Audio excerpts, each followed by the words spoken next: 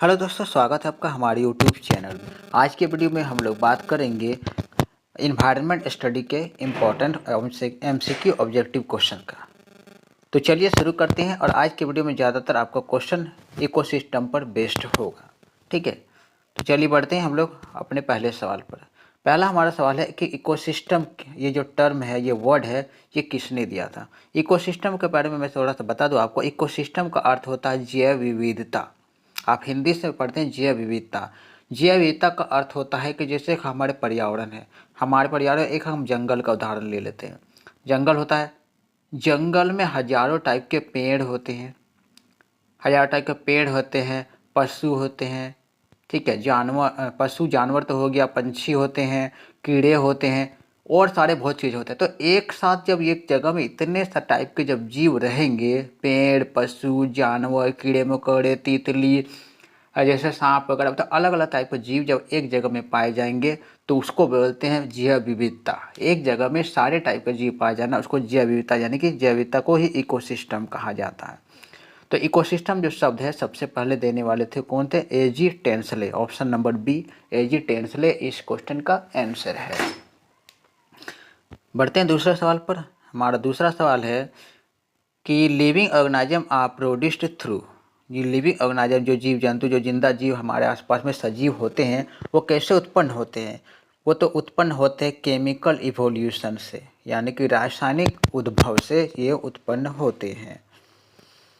तीसरा सवाल आते हैं, कह रहा है तीसरा में कि what is the biotic community called when it is regulated by abiotic component. Biotic component को क्या कहते हैं जब उसको अबायोटिक कंपोनेंट रेगुलेट करता है? तो इसकी को कहते हैं ऑप्शन नंबर सी, इकोसिस्टम, ठीक है। चौथा हमारे पास सवाल है, ये देख रहे हैं वेट एंड राइस फूड। आप देख रहे हैं वेट बना होता है गेहूँ, राइस मतलब होता है चावल। तो ये किस टाइप के इकोसिस्टम होते हैं? तो गेहूँ और चावल तो जो जो हमें नेचुरल मिलते हैं, नेचर से प्राप्त होता है, तो नेचुरल इकोसिस्टम होता है। गेहूँ चावल को तो हम लोग खुद बनाते नहीं हैं, सिर्फ उगाते हैं, बनाते नहीं हैं।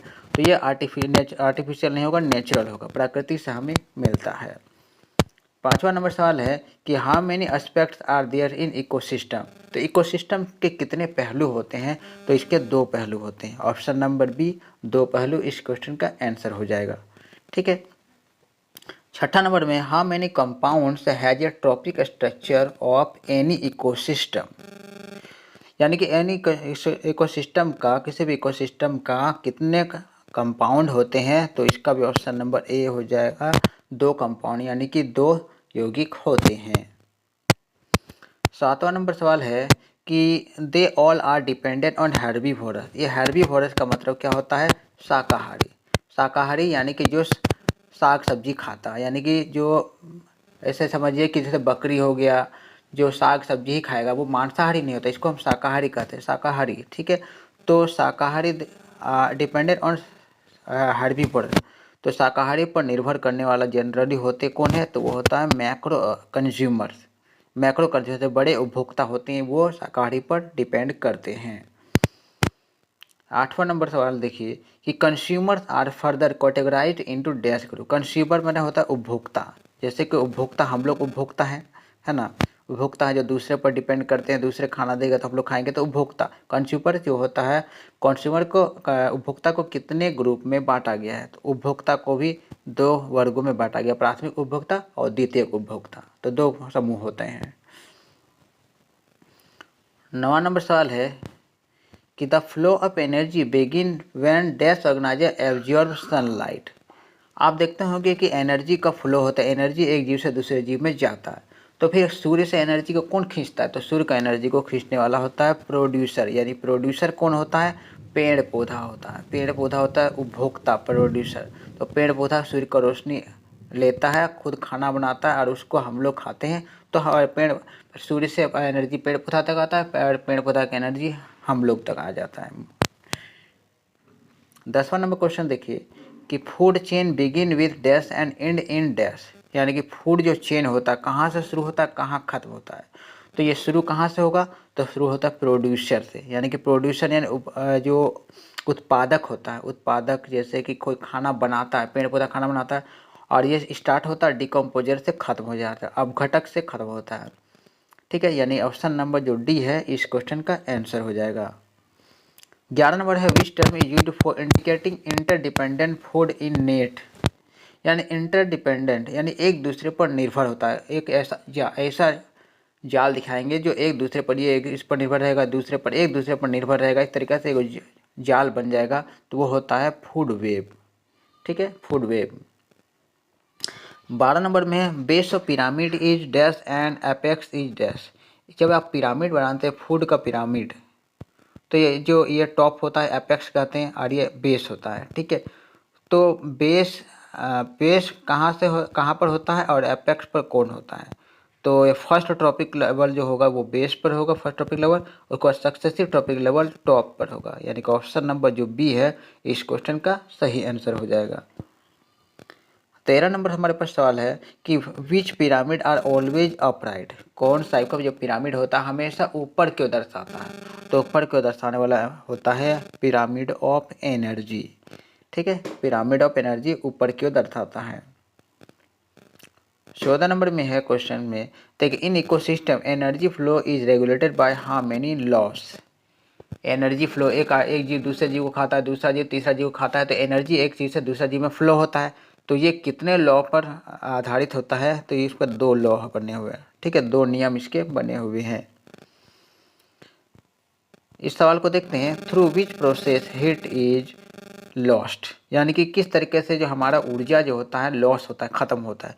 तो रिस्पायरेशन, हम सांस लेते हैं उससे भी सांस लेते छोड़ते हैं उससे भी एनर्जी लॉस होता है, हीट के में भी एनर्जी लॉस होता है, एक्सक्रिएशन से भी एनर्जी लॉस हो जाएगा। यानी इस क्वेश्चन का जो सही आंसर होगा option number D all given हो जाएगा। ठीक है, 16 नंबर सवाल को देखते हैं, clean air contain dash oxygen, जो हमारे आसपास जो साफ हवा होता है, तो साफ हवा में ऑक्सीजन, देखो ऑक्सीजन कितना परसेंट होते हैं? तो साफ हवा में ऑक्सीजन जो होंगे वो 21% होते हैं, 21%। ऑप्शन नंबर सी 21% सही आंसर है। ठीक है, 17 नंबर सवाल में देखिए, in ancient times air was composed of oxygen. देखिए अभी मैंने बताया कि वर्तमान समय में हवा में ऑक्सीजन कितना है, 17%। ठीक है, अभी बताया मैंने, लेकिन पुराने समय, एंशियंट समय मतलब पुराने समय की बात कर रहा है, जब बहुत पहले के समय में बहुत सारे पेड़ पौधे होते थे, तो साफ हवा होता था ना, और ज़्यादा इंडस्ट्री वगैरह उस समय था नहीं, तो उस समय ऑक्सीजन जो है वो था 40%। 40% ऑक्सीजन था, अभी कितना है, 17% है। ठीक है, यानी कि ऑक्सीजन का लेवल क्या हो रहा है, धीरे धीरे घट रहा है। तो फिलहाल इस क्वेश्चन का आंसर हो जाएगा ऑप्शन नंबर बी 40%।